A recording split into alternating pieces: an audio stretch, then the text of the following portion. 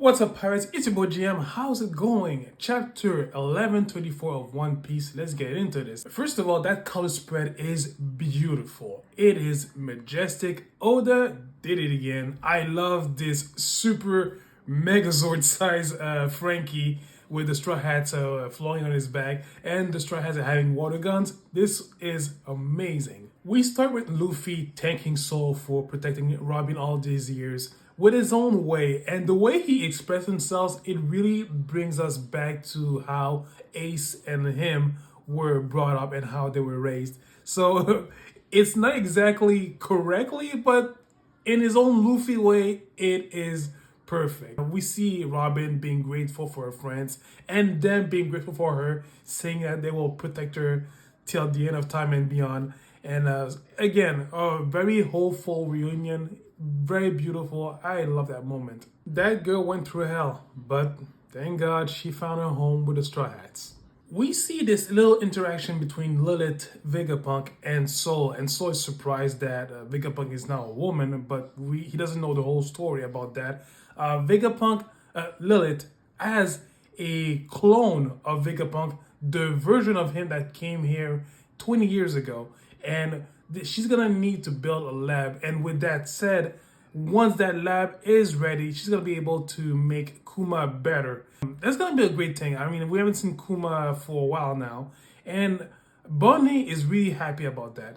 One thing that I've noticed with Bonnie, ever since Agate Island, she hasn't reverted to her adult form. She remained as a child, and I think that one, she wants to be a kid to her dad, which makes sense. But at the same time, she wants to relive the childhood years that she missed, you know, because she was busy being a pirate, searching for her dad and all that. And it makes sense. She wants to be a little kid again. And yeah, I think good for her. She really needs that. We get introduced to a new character, Angie, who is the assistant to Soul for the library. We also witness a culture change in Elbaph, which shocks Usopp. Let me explain. There are a bunch of kids running after the Straw Hats, to make them their prisoners. Of course, it's playful kids play and all that. And the little girls tell them to not do that. And the boys are just like, really whimpering away. It's like, oh, sorry, we didn't mean to.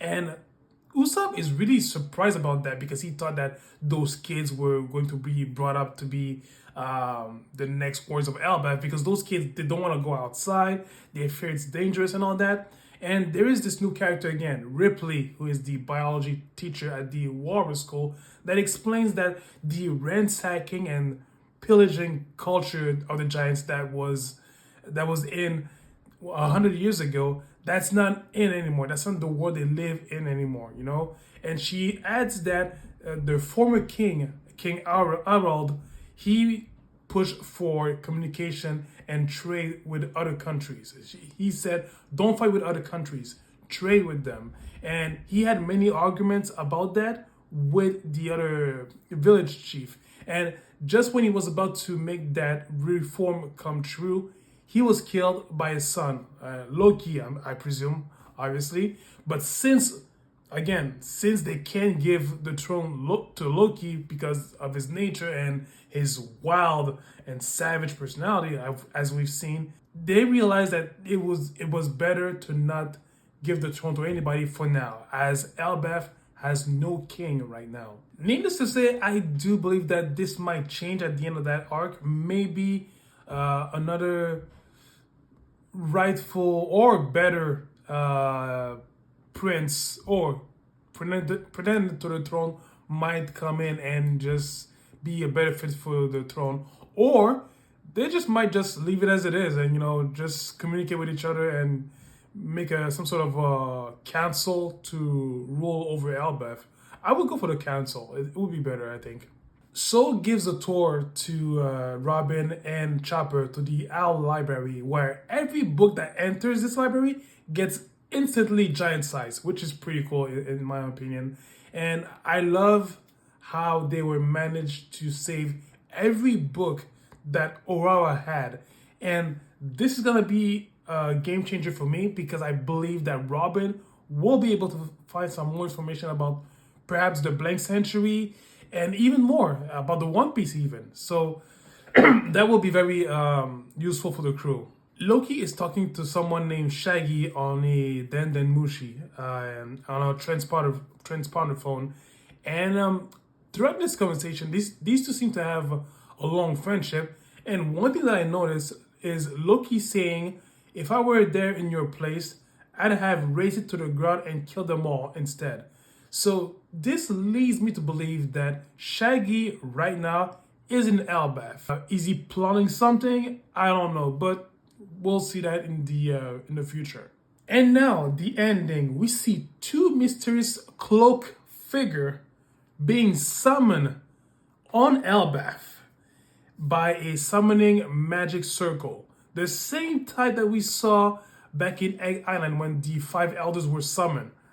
Now, one of them looks like a woman, but the other one looks awfully like Shanks. Like, I wanted to give the benefit of a doubt, but the facial features, those belong to Shanks. The trim beard, the red hair, like we've seen, that has to be him.